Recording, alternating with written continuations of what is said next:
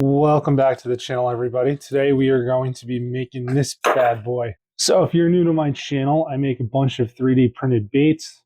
Well, most of them are 3D printed. And the nice part about this one and most of them is the files for this are going to be free in the description below. So this is going to be both a guide to this bait and how to make it yourself. So if you wanted to make one, you can make it and then fish it. And you only got to buy the parts for it. Okay, so what is this bait? This is a 4-inch lipless crankbait, and I kind of had an idea for this. So my favorite species to fish for is striped bass. I was looking for something different to target them versus the stuff people normally use. So my thinking for this bait is I wanted something to fish for them when they're down deep. So really, the only way to fish for them when they're down deep right now, besides doing something like this, would be some sort of jig or sinking some kind of live bait down there, soft plastic, something like that. I wanted to change it up a little bit.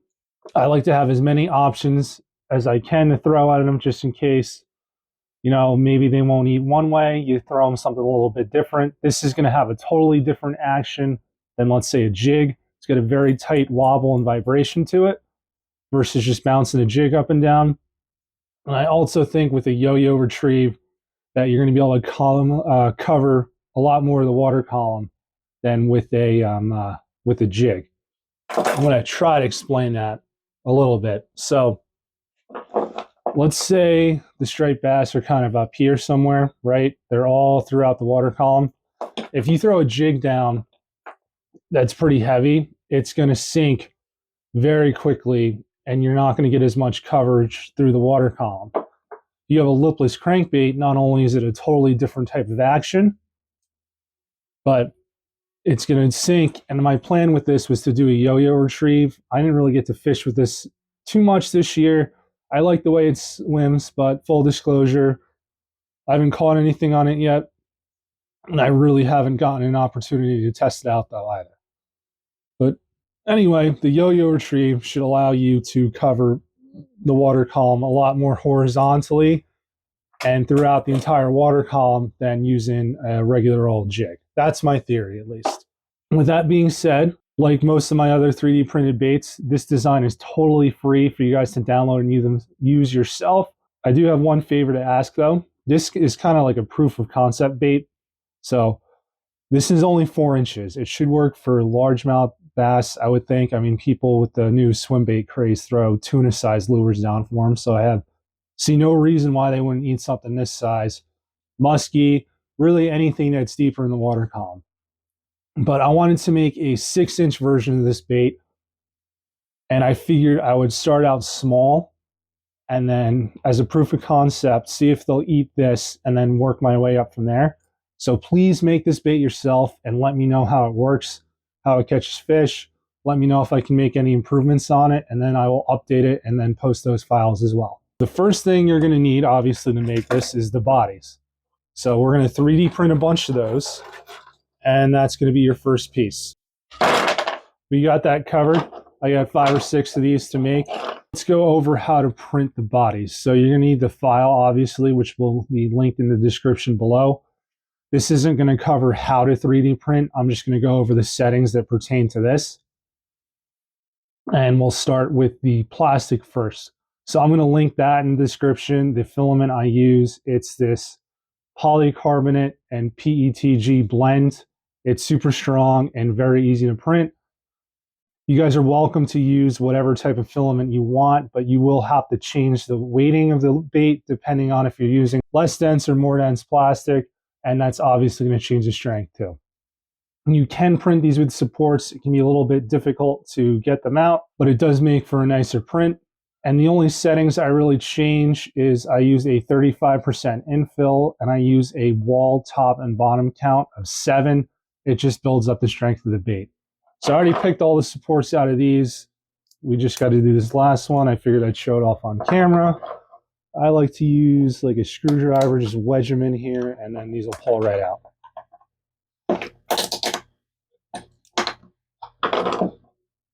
It should look just like this. So let's go over what you're going to need to assemble these.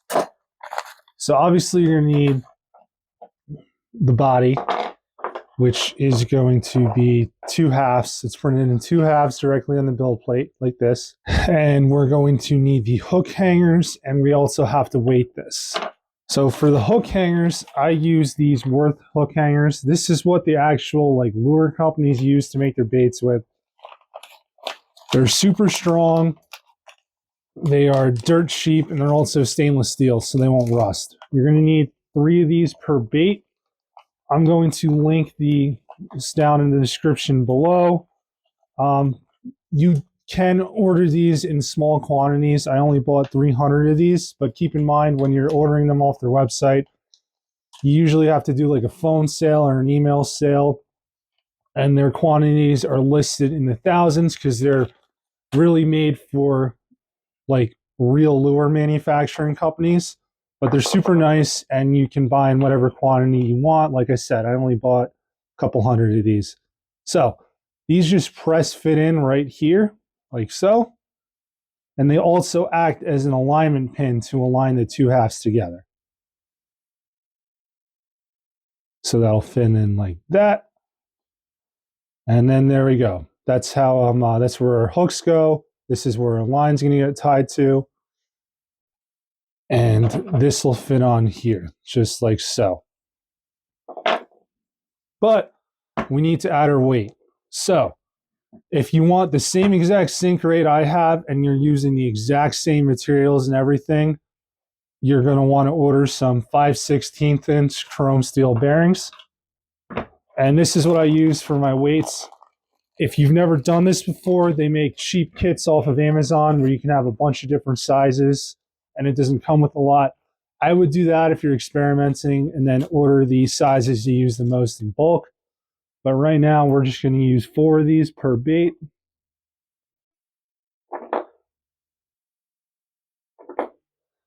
Just like this. And just for reference for you guys, without any of the hooks, paint, eyes, or split rings, this is going to come out to just over 36 grams. Keep in mind, I'm using this for salt water. So the density of salt water is denser than fresh water. So if you wanted it to sink slower, you would have to add less weight to it. Now, to assemble these, you're going to need some kind of glue or adhesive. I am going to do something different than I recommend. I'm still constantly developing my process of how I make these baits, trying to make it better every time I make a batch of lures. I'm still experimenting with what's called solvent welding, which should be a better bond than gluing. But right now I'm having some issues with that, getting it to seal properly. Like right now my baits have a 50-50 shot of being fully sealed, or if they leak. And I'm working on ways to fix that. So what I'm going to recommend you guys do is either use super glue, or even better, some kind of 2-part epoxy. I use Devcon 2-ton epoxy. It's got a 30-minute working time, and it works great for this. What would definitely help is if you roughed up the inside of these with some sandpaper. That's going to give you a much better bond. But what I would do if I were you guys is just take that epoxy and then kind of just put a bead around the entire thing. Try not to get it on the weights, because then you won't have a rattle. And make sure you fill up these chambers where the hook hanger slides in pretty good, just because these hook hangers do not sit perfectly in there. There's a little bit of wiggle room, and that's because the tolerance on a 3D printer is not good enough to just get these to sit in there. So I design it with a little bit of movement, and whatever adhesive you use, it's what's going to hold that in place. So I would glue these together with epoxy, and then just pick up a bunch of these little mini bar clamps, clamp them together. You would straighten out your hook eyes, wipe any of the excess epoxy off the edges, and then just leave that to dry. What's nice about the epoxy is these baits aren't totally flat. Every time you heat up plastic, especially the 3D printer, it's going to be warped slightly. And if there's any air gaps here, that epoxy is going to fill in that gap and prevent this bait from leaking, and you should get a full seal. With that being said, I'm going to stick with this solvent welding. This is weld on number 4. This stuff's pretty nasty to work with, which is why I'm not recommending it. The epoxy is working better right now anyway, but I just want to try to make my baits as good as possible. Something like this is the strongest bond you're going to get. It would be the same strength as if this was printed in one solid piece. So since they're leaking right now and these little bar clamps aren't cutting the mustard, what I'm going to try to do is glue them together and then slam it together shut in my vise until it cures. And if that doesn't work, I don't think anything will. So I'm going to set the vise up and then get started with that. But like I said, just use the epoxy. You're probably better off that way anyway. So I'm going to try to show this off as best as I can. But we're just going to run a bead of this stuff around the edges. And what this does is it actually dissolves the outermost layer of this plastic. And then when you slam them together and all this stuff dries, in theory, these two halves should be welded together. If you guys make your baits out of ABS, this would work with acetone.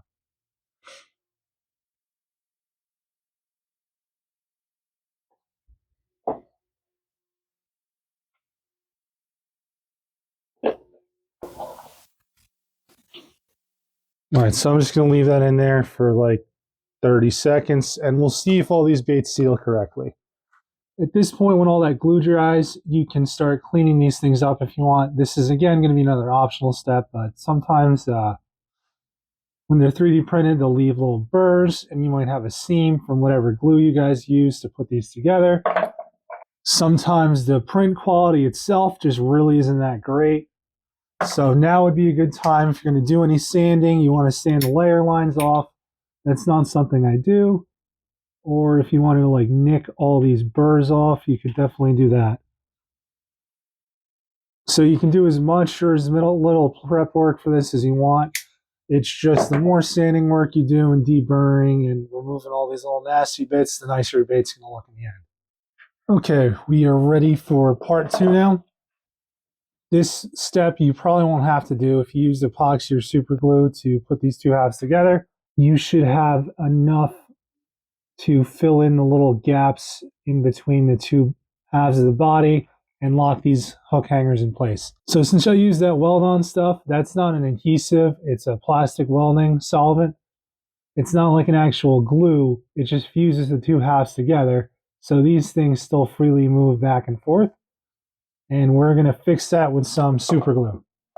So this is a very simple step. I got this super glue kit off of Amazon, and it came with these very fine little applicators. And that's how we're going to fill up the gaps in here. So I'm just going to straighten these out, and we're going to fill up the gaps. And once that gap is filled up, I have this instant super glue setter. I'm just going to spray that.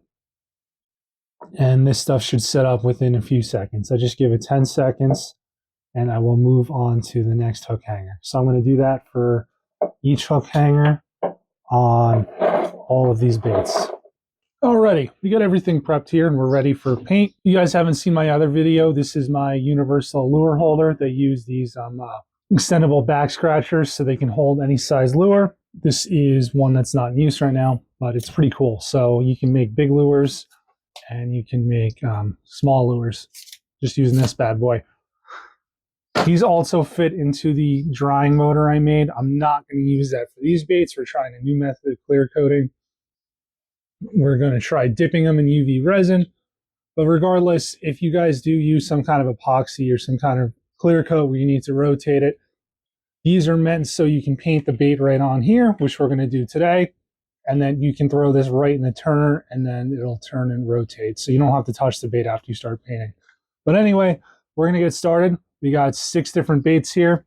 We're going to paint 3 different color patterns, 2 colors of each, or 2 baits of each color. I'm going to do a mackerel. I want to do a bunker. And then I'm going to wing the third one. We'll see what I come up with. But first off, we're going to start off with a white base coat, which I got here. So I'm just going to get my airbrush going, and we're going to paint all of these white. It's also been a very long time since I airbrushed. So let's hope these come out all right.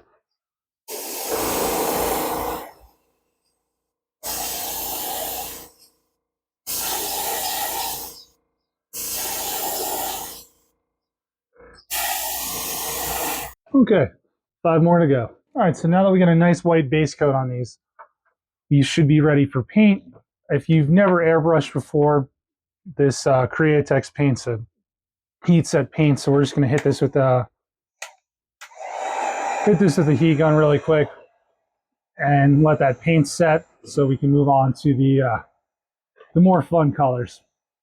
If you guys don't have an airbrush, or you guys just want to make these baits, like let's say you have a 3D printer and just want to make some fishing lures. I bought a 3D printer specifically to make fishing lures, so I already had all this stuff.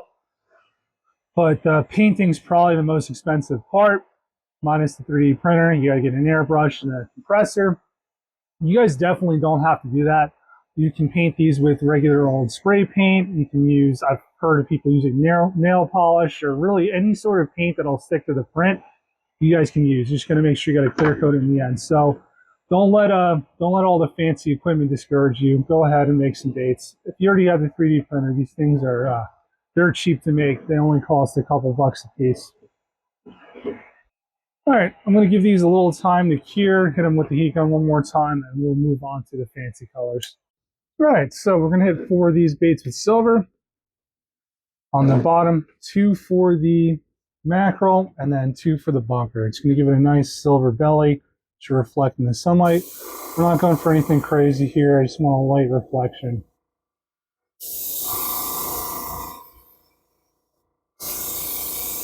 This is a pretty light coat. I'm not sure if you guys can see it on camera, but I'm going to do that to 3 of these other baits and then hit it with the heat gun, make it set. Alrighty, so we're going to start off with our bunker pattern first. I'm going to take these first 2 baits and hit them with our gold for the back color. Now this paint's pretty light, so it's going to take me 2 or 3 coats to get this right. And I'm just going to hit the top of this, and then we'll do the rest of it after with the spots. I'm going to save all the black for last. I like to paint one color at a time. So if I know I'm using black on all these baits, I'm going to save that for last. That's why we did the silver first, so we could coat a couple different baits with it. Alrighty, we're going to move on to our blue for a mackerel pattern. We're going to do this one a couple coats just like the gold. This is last time I tried this pattern. It's going to look very similar, but the blue is very faint and I wanted it to be a bit darker. So we're going to put 2 or 3 coats on this time to try and fix that. So you can see it's pretty faint when it comes out. And if you overdo it on one coat, it won't dry right and it comes out all cruddy and runny. So you do both of these, hit it with the heat gun, and then do a second and third finish coat. Okay, for our third and final color pattern, I'm choosing Blurple. My all-time favorite color pattern for striped bass. I do a lot of nighttime fishing, and this works very well. So all this is going to be is a purple base coat, and then a black top, just like the other couple colors.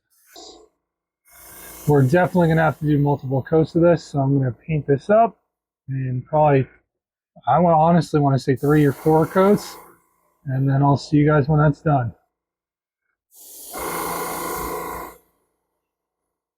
Alrighty, we're down to our final color. We're going to hit this with some black, and we also have our stencil printed out for the mackerel color. I'm going to link this in the description below, along with the bait files. Honestly, these stencils aren't the greatest. They're a little too thick, but they do work. There's plenty of ways to make your own stencils, though. You can buy them. You can download them online. Sometimes people cut them out of paper. You could probably make a thinner one than this. You can also make a flat sheet of TPU with these cutouts in there and then wrap it around the bait. But this is what I have to go off of, and we're going to use this for a mackerel pattern. We'll start off with the black for our blurple color. For our blurple color, just going at thin stripe down the top. Let's move this out of the way.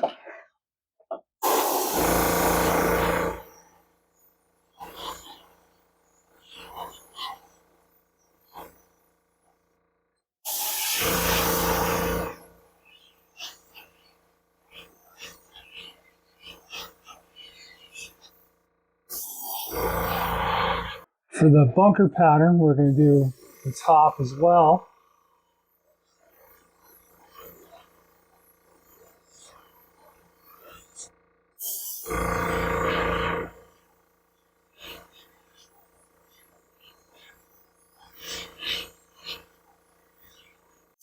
And we're going to throw in some spots.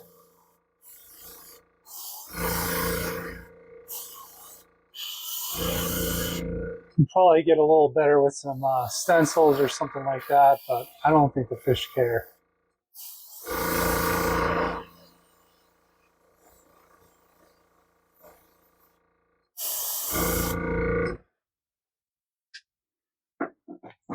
And finally, we'll do our mackerel color with the stencils.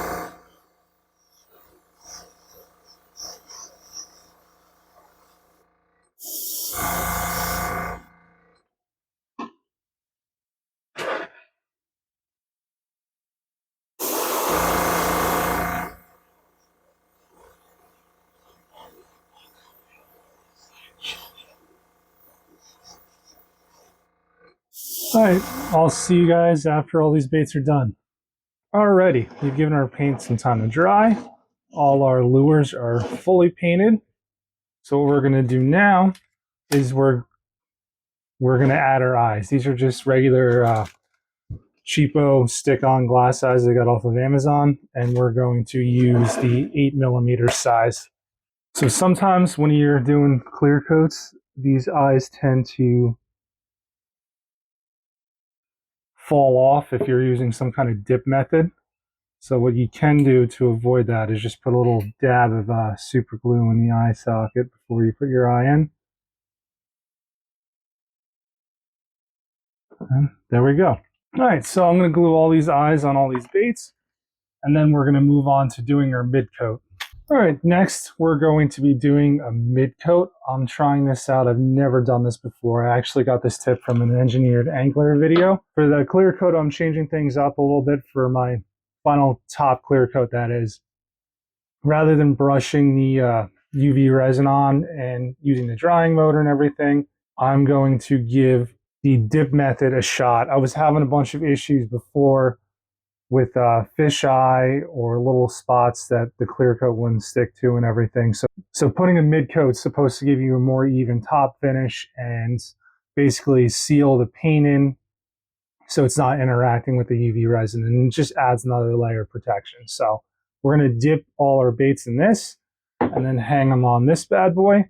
This is my new 3D printed, I guess, drip rack, whatever you want to call it. Very simple. It's just printed in 3 pieces, and you slide in a dowel rod or something of some sort and hang the baits from here. And then it also is adjustable. And then this is a raised tray that it can drip into and not make a mess. I will have the link to this in the description below for the download on Thingiverse. So let's get started. I'm going to pop this open and we're going to start dipping some baits. So this is supposed to dry. This is the clear matte finish. So I'm just going to slowly dip this in. Pull it out. I'm going to let as much as I can drip back into the can, and then we'll put it on our rack. All right, I'm going to do these other 3 baits now, and I'll see you guys when this is all dried up. All right, so these things all dried up pretty good. You can't really see the mid coat just because I got the matte finish, but this is what they look like when they dry. You can kind of see a little bit. It's kind of tough on the camera, and it's a very thin coat. So next we're going to move on to our top coat. You can see an upcoming sneak peek of the next video in the background. We're going to move right into the top coat. I'm going to be using the UV resin like I normally use as a clear coat, except I'm going to be dipping it. Or it's pretty much the same thing I did with the polyacrylic. I'm just going to dip it in a container, let it dry, except this time I have to stick it in a UV box to cure it. But you guys can use whatever kind of top coat you like. There's a couple different options. You can brush that UV resin on. You just have to put it on a drying motor inside the UV cure box, which I've built before and I do have a video on. You can also use just rattle can spray paint. I know a lot of people use epoxy where they brush it on similar to the UV resin, and you just need a drying turntable so the clear coat dries evenly. That's what this is for. And there's also this KB Diamond Coat Moisture Cure Urethane, which is just like the dip, except there's no light needed to cure. It's basically just like the polyacrylic, but a much nicer, more durable top coat. It does have some storage issues though. So anyway, I'm going to go clear coat all these baits. I'm going to do it off camera just because I want to do it in the dark so it doesn't start curing before I'm ready. And I also have to heat up the resin to get it to lower the viscosity enough to dip it correctly. So I'm going to do that part off camera. We're going to come back when I'm done. These baits will be fully clear coated and we'll just throw hooks on them and we're ready to fish. Alrighty, we're all done now. We got our final product. I finished up the clear coat on all these baits. So this clear coat's nice and durable. The dip method did not work out quite how I wanted. You can kind of see some of them have this little drip mark on the end of them. And I tried sanding it down. I need to get some finer sandpaper to get rid of that white, but they're still perfectly functional baits, and I'm sure the fish really don't care. So I'm probably going back to using a rotisserie drying chamber and brushing the clear coat on for my method, but when you guys make baits, you can clear coat them however you like. Regardless, we're all done. We got our nice durable clear coat on these baits. Just on a little side note, when I make fishing lures, I like to make batches. It's much easier to do multiple at the same time. I only made 2 of each color just to keep this kind of time friendly for making a video for, but you can make tons of baits at the same time. If I was doing something that I feel like I would lose a lot more often, like if I'm making like a little 3-inch jerk bait that there's a risk of casting into a tree or getting it stuck on the bottom or something like that, I would make more of them. This is something that I would usually get back when I'm fishing with, just because salt water going down deep, there's really not much to get stuck on. The other thing too is I'll make multiple copies of each bait in the same color. That way, if I do lose something, I'll have more of them. So if I cast this purple one down, get stuck on a rock, I catch a monster fish on it, monster striped bass, it breaks off. I still got another lure of the same color. I won't put hooks on the other ones just to save on hooks. Plus, when you're storing baits and you're not planning on using them, it makes them much easier to store if you don't put hooks on them. That way you can throw them all in the box. And if I lose this one and I want another one, I just throw the hooks on this. So I'm going to go through all these colors and show them off. We have our blurple. This is my favorite color for striped bass of all time. I do a lot of nighttime fishing, so this works really well at nighttime. I also like the bunker pattern. This is kind of like a natural bait presentation.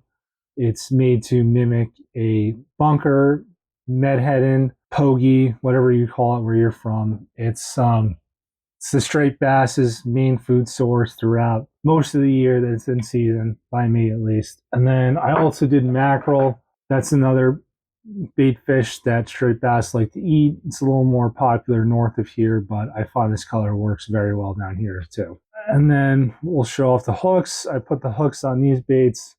So you guys can use whatever hooks you want, whatever split rings you want. I recommend getting the best you can get. The higher quality hardware, better. You guys don't want to throw this out. You know, Murphy's Law, when there's big fish involved, you definitely don't want to be using shoddy hardware.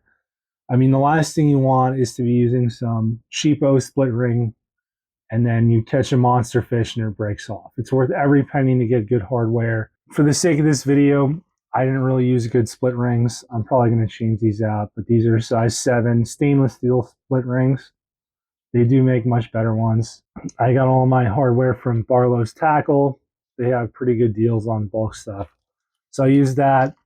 And then for the hooks, I use 1/0 treble hooks. I think they're 2x strong. I don't remember off the top of my head. And I'm not going to read this off, but this is what I'm using for this. They're good quality hooks.